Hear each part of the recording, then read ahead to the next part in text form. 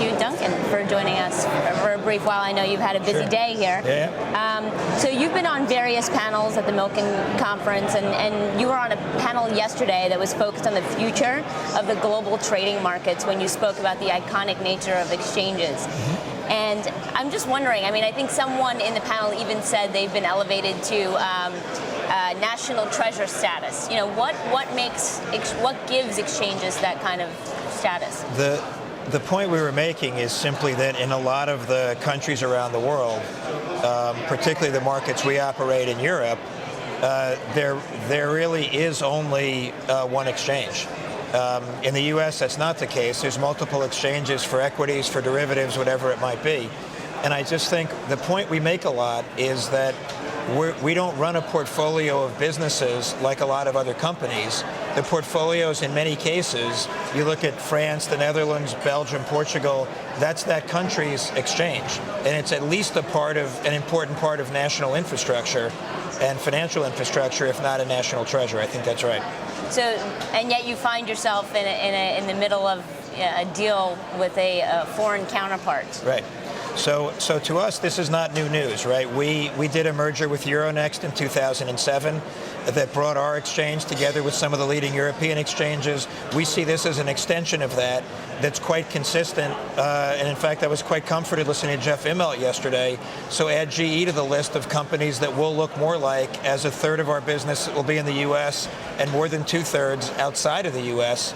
That looks a lot like GE, P&G, Coca-Cola, other leading icons that you would argue are also American national treasures, right? Right. So I think we're headed in the right direction.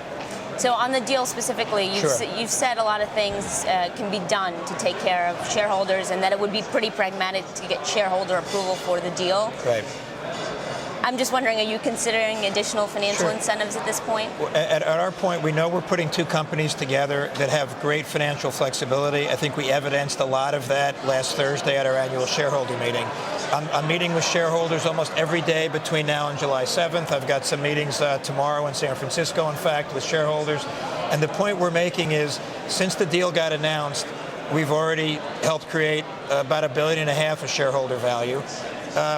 You're going to own 40% of a new company that I think we evidenced last week has a very promising future.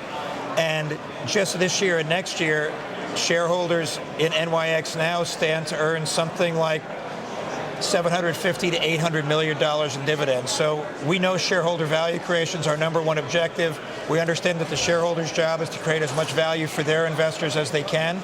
So we're going to hear them out and see what's required to get the vote done on July 7th. That's our goal. So speaking of creating shareholder value, I mean, Nasdaq announced yesterday that it's preparing a hostile bid. And at this point, does that change your position on potentially meeting with them? I don't see why it would.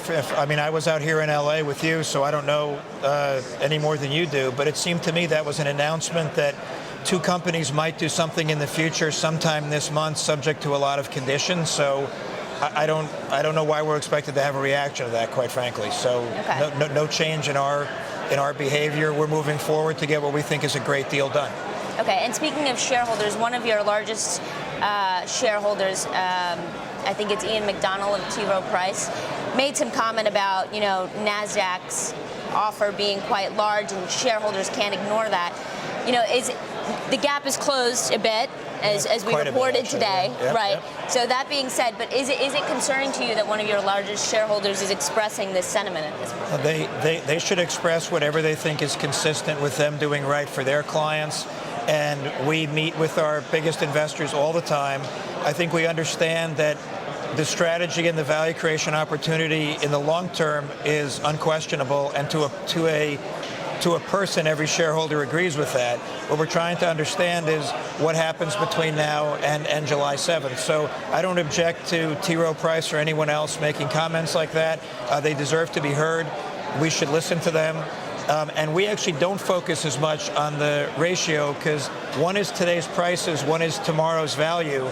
So it's interesting that it's closed significantly, but I don't know if that's the conversation we should all be having together now anyway.